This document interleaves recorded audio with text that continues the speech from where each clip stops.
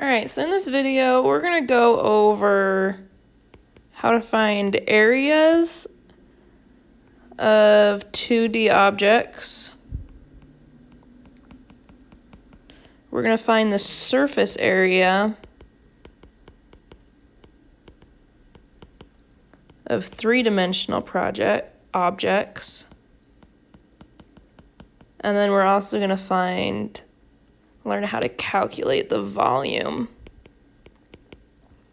of three-dimensional objects. So let's go ahead and jump right in. Let's talk about area for a second.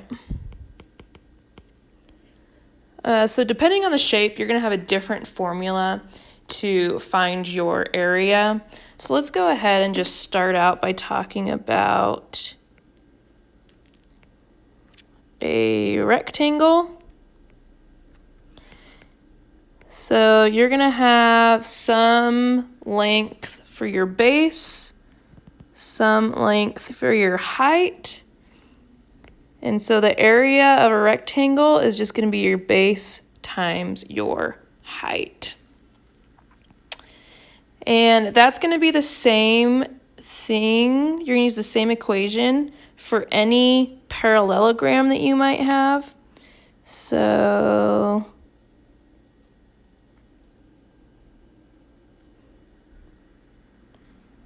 if you've got, wow, if I could draw a parallelogram, there we go. All right, so if you got some parallelogram, it's going to have a base, it's also going to have a height, and the area is going to be equal to base times height. Now, the reason that that works out is because this little extra triangle here is the same size as this missing triangle over here. So you take this away and you replace it here, and you're actually just left with a rectangle like we had above. So again, you're just taking this triangle here, putting it on this side of the parallelogram over here, and it creates a rectangle. So that's why we have the same equation. All right, now let's talk a little bit about triangles.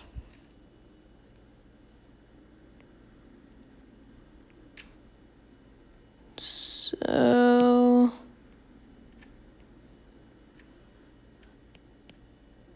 your triangle is also going to have a base.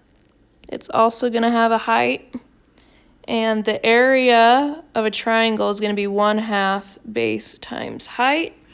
And again, the reason for that is because if you have a rectangle, which we know the area is base times height, and you cut that rectangle in half, you're left with a triangle. So it's 1/2 the area of a rectangle.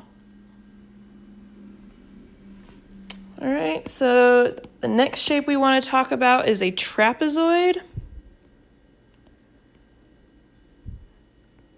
Now, trapezoid is going to have a length of base 1,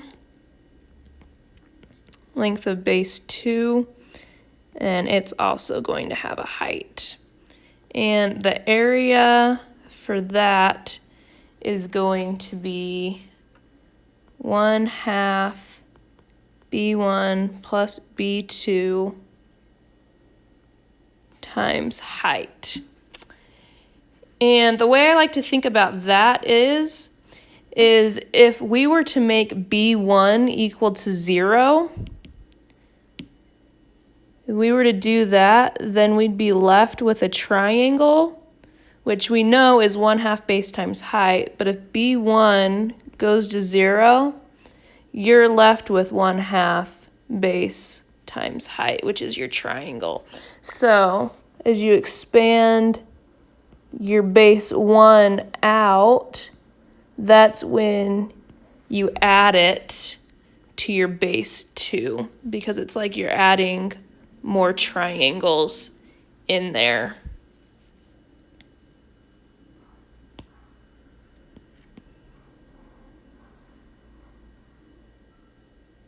All right.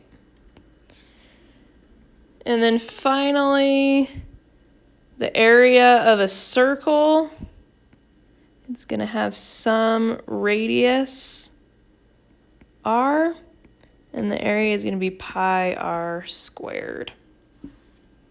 All right, so now you can find areas of pretty much any shape that you are given in 2 dimensions. All right, so now let's talk a little bit about surface area.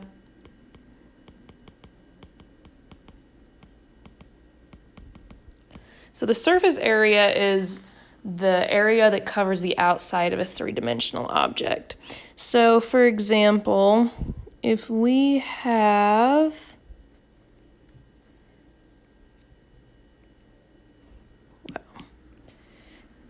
see if my 3D drawing skills will work for us today.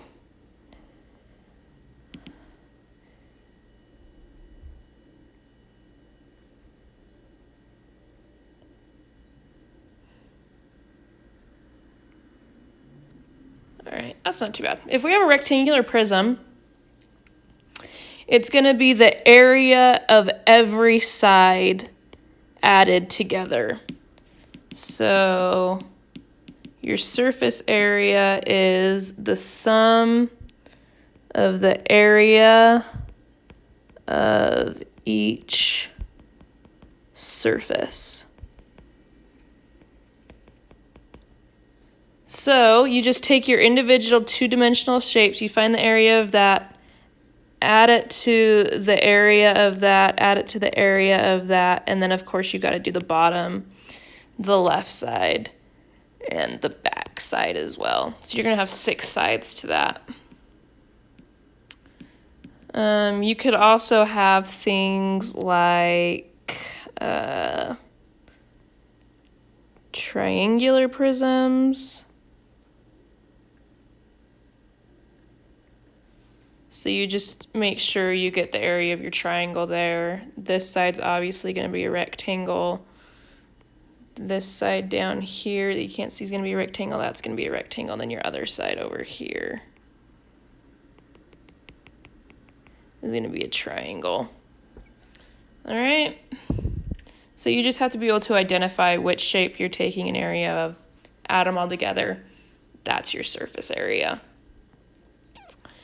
All right, and then finally, let's talk a little bit about finding the volume of 3D objects. So again, let's draw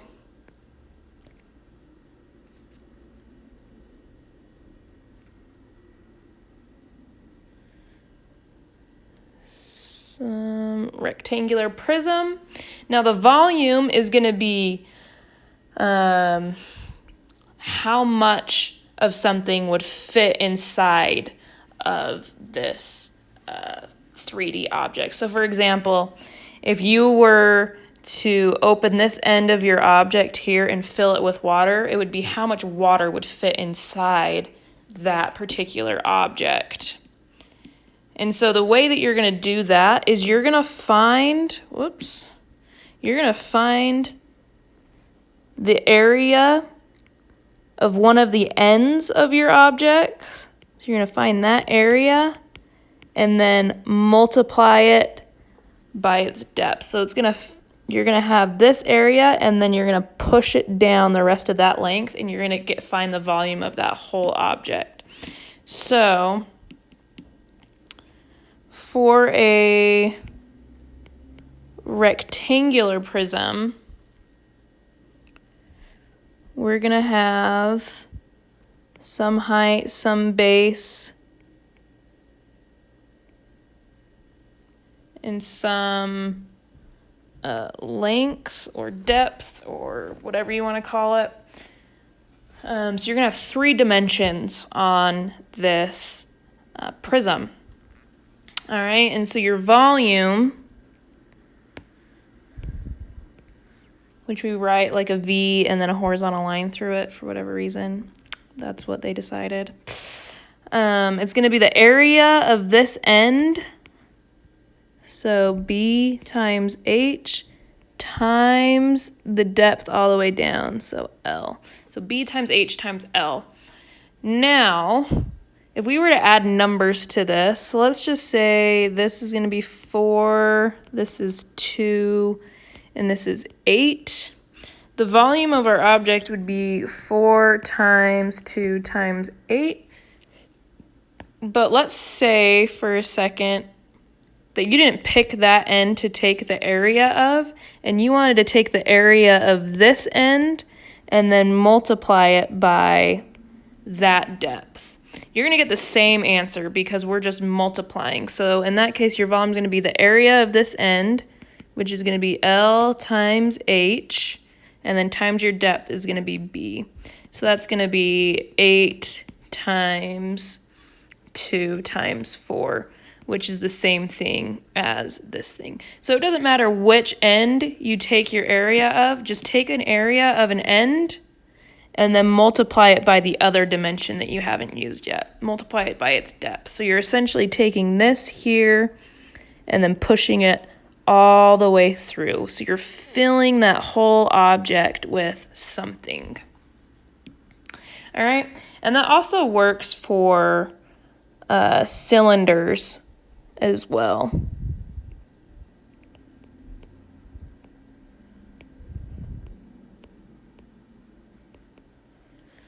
So you're going to take the area of your circled end and then times it by your height. So the volume of the cylinder is going to be pi r squared times h. All right, and that's really all you need to know for volume. One more thing back up on surface area. If you do come across a cylinder like this, you might, finding the area of your two circles on the top and bottom isn't going to be hard. What's going to catch you up is trying to find your surface area of this right here. But just think about if you have a soup can and it's got a label on there, what shape, if you were to unwrap that label from that soup can, you actually end up with a rectangle. So the surface area of a cylinder is going to be equal to 2 times the area of your circles plus the area of a rectangle. Now we know that the area of the circles is going to be pi r squared, so we've got 2 pi r squared for our two areas of a circle, right? Area of a circle is pi r squared, multiplying it by 2 because we've got a top and bottom. And then for our area of our rectangle, this height here is just going to be the height of your cylinder. This here is this length here that you unwrap it is going to be this distance around your circle there, which is called the circumference of your circle, which is equal to 2 pi r. So the area of that rectangle is going to be 2 pi r times h. And that's going to be the surface area of your cylinder. All right. So that covers area of 2D objects, surface area of 3D objects, and volume of 3D objects.